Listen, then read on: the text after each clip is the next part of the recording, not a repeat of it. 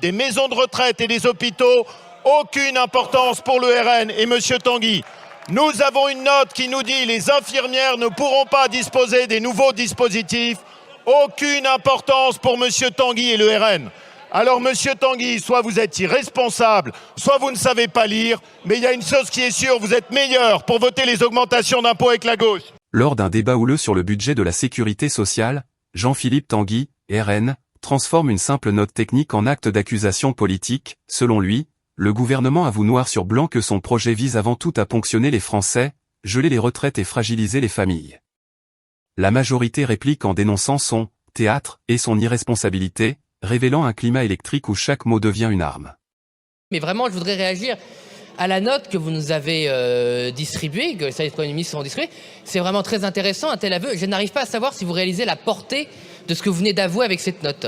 Donc en fait, le problème, Madame la Ministre, de ne pas pouvoir faire voter ce mauvais PLFSS, c'est que vous ne pouvez donc pas faire la poche des Françaises et des Français.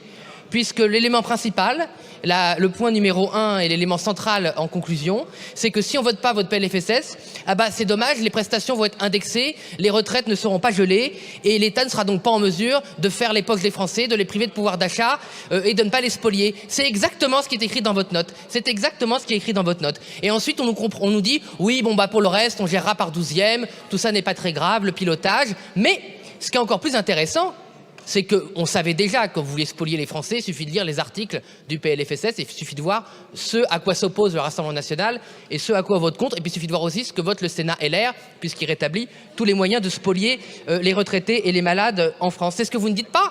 Parce que moi, je pensais, avec les grands discours qu'on a eus sur les économies, que vous alliez nous dire dans cette note que si on ne votait pas votre PLFSS, on ne pourrait pas faire les grandes mesures d'économie structurelle qu'il faudrait. Mais alors, Madame la Ministre, j'ai cherché, je ne sais pas où c'est. Où sont vos mesures sur l'immigration ? Où sont vos mesures contre la fraude ? Où sont vos mesures sur la bureaucratie ? Il n'y a rien, il n'y a rien, il n'y a rien. Voilà, il n'y a rien. Il n'y a rien. Tout ça, ce n'est qu'un aveu qu'il faut faire comme avant. Il faut continuer à pomper les Français, il faut continuer à affaiblir le système de santé et il faut surtout faire aucune économie structurelle. Votre note, c'est 3 pages pour expliquer au Parlement qu'il faut vous soumettre à vos dogmes, piquer l'argent des Français, ne rien faire contre l'immigration, ne rien faire contre la fraude. Merci, c'est une confirmation de la position de vote du RN. Madame la Ministre. Monsieur le député Tanguy, on connaît votre sens à la fois du théâtre, la mise en scène, et toujours de la réserve et du sens de la gravité des moments que nous vivons. Alors, je crois que l'avantage d'un texte, c'est que, vous savez, on peut en lire tous les mêmes paragraphes. Je lis page 2. Si la situation se prolongeait, donc en l'absence d'un PLFSS, elle pourrait créer des problèmes de trésorerie pour certains établissements, donc c'est hospitalier, ce qui pourrait justifier de débloquer des aides d'urgence afin de garantir la continuité de leur activité. Aides d'urgence donc pas financées, donc qui accroîtraient encore plus le déficit, qui, je le lis en bas de la page 2. L'absence de loi de financement conduirait à une dégradation très forte des comptes de la sécurité sociale, avec un déficit prévisionnel en 2026 sans doute au-delà de 30 milliards d'euros. La dérive spontanée des comptes sociaux conduirait à un déficit estimé par la Commission des comptes à 28,7 milliards, auquel s'ajouterait 1,6 milliard résultant de l'absence de clause de sauvegarde. Je lis, il s'agirait d'un niveau inédit en l'absence de crise économique qui s'apparenterait à une perte de contrôle. Il pourrait en outre être aggravé encore dans la mesure où une telle situation s'accompagnerait probablement d'une dégradation macroéconomique préjudiciable aux recettes sociales. Alors vous voyez, avant de faire des confettis, des notes qui sont produites par les directeurs d'administration centrale, Monsieur Tanguy, je pense qu'il faut être conscient d'une chose. Cette note n'est pas une note sur les mesures d'économie. Elle dit, si un PLFSS n'est pas voté, alors la situation, je lis, s'apparenterait à une perte de contrôle, les établissements de santé feraient face à une crise de trésorerie et le déficit ne pourrait pas être tenu puisqu'il nous faudrait des aides d'urgence pour nous assurer que les Français continuent d'être soignés. Donc, Monsieur Tanguy, vous pouvez considérer que c'est du théâtre. Pour nous, il nous semble que c'est une situation collectivement, politiquement et dans les responsabilités qui sont les nôtres qui doit appeler à un peu plus de gravité. Monsieur Wauquiez. C'est consternant de voir la légèreté des propos tenus par notre collègue Tanguy à l'instant. Mais consternant. C'est-à-dire, vous avez une note qui nous dit, si jamais il n'y a pas de projet de loi, nous ne pourrons pas ouvrir de nouvelles places en maison de retraite. Aucune importance pour M. Tanguy. Nous avons une note qui nous dit, s'il n'y a pas de projet de loi de financement, nous ne pourrons pas avoir de nouveaux projets dans les hôpitaux, pas de financement de nouveaux scanners, pas de financement d'IRM. Aucune importance pour M. Tanguy et le RN.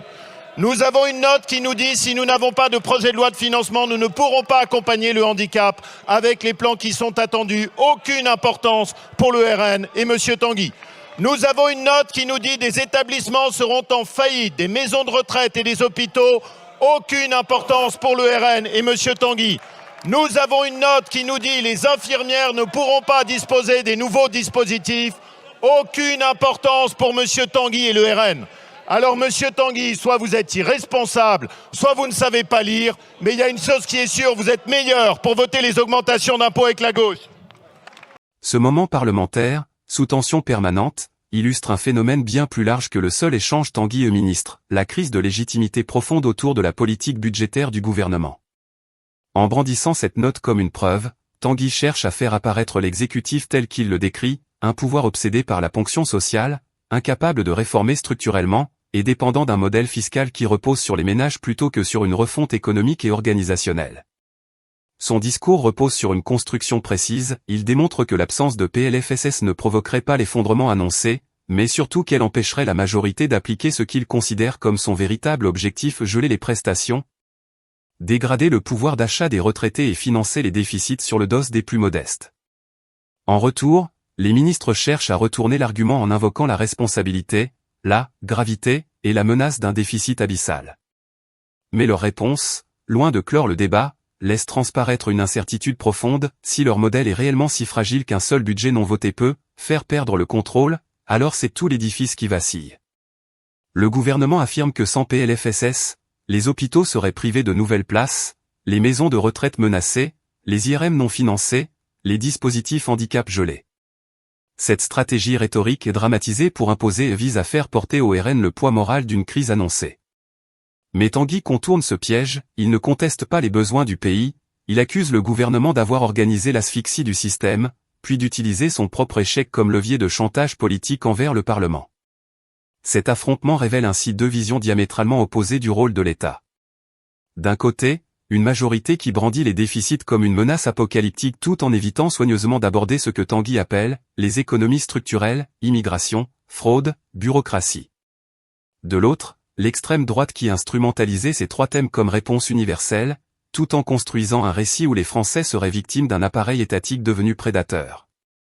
Le débat devient alors moins budgétaire que symbolique: qui protège véritablement les Français, et qui les expose? L'intervention des ministres montre par ailleurs une crispation remarquable, la technocratie tente de reprendre l'ascendant en rappelant qu'elle détient les données, les projections, les risques macroéconomiques. Mais cette maîtrise du langage administratif se heurte à une réalité politique: plus la majorité invoque la technicité, plus l'opposition l'accuse d'être coupée du pays. Ce décalage grandissant est précisément ce que Tanguy exploite, il transforme l'expertise gouvernementale en aveu d'impuissance, et chaque prudence budgétaire en stratégie punitive. Le député pousse plus loin en martelant l'absence de mesures sur l'immigration, la fraude ou la bureaucratie. Que ces thèmes soient ou non pertinents dans ce texte n'a pas d'importance, ce qui compte, c'est de mettre en scène un exécutif dépassé, incapable d'agir sur les causes profondes, et se rabattant donc sur les économies faciles, celles qui touchent les retraités, les familles, les malades.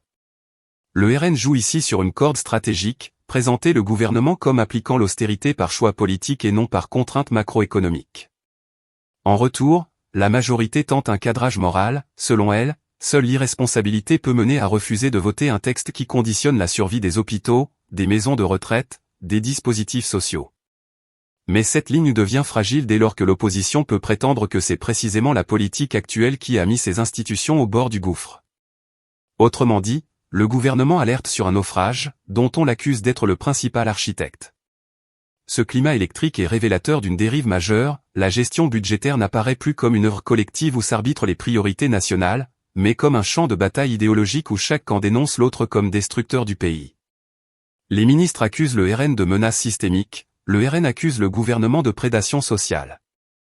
Entre les deux, le débat sans nuance, saturé de projections catastrophistes, illustre une Assemblée nationale où le consensus semble désormais impossible. En définitive, Cette séquence ne se résume pas à un simple échange virulent, elle symbolise la désagrégation du cadre politique dans lequel étaient autrefois discutés les budgets sociaux. Le gouvernement n'arrive plus à convaincre, l'opposition n'arrive plus à être crédible, et les institutions deviennent le théâtre d'accusations croisées où chacun prétend incarner la sauvegarde du pays. Une chose ressort clairement, l'équilibre politique est rompu, et le débat budgétaire n'est plus la recherche d'une trajectoire financière, mais un duel de récits où chaque camp tente de faire de l'autre le responsable de la crise française.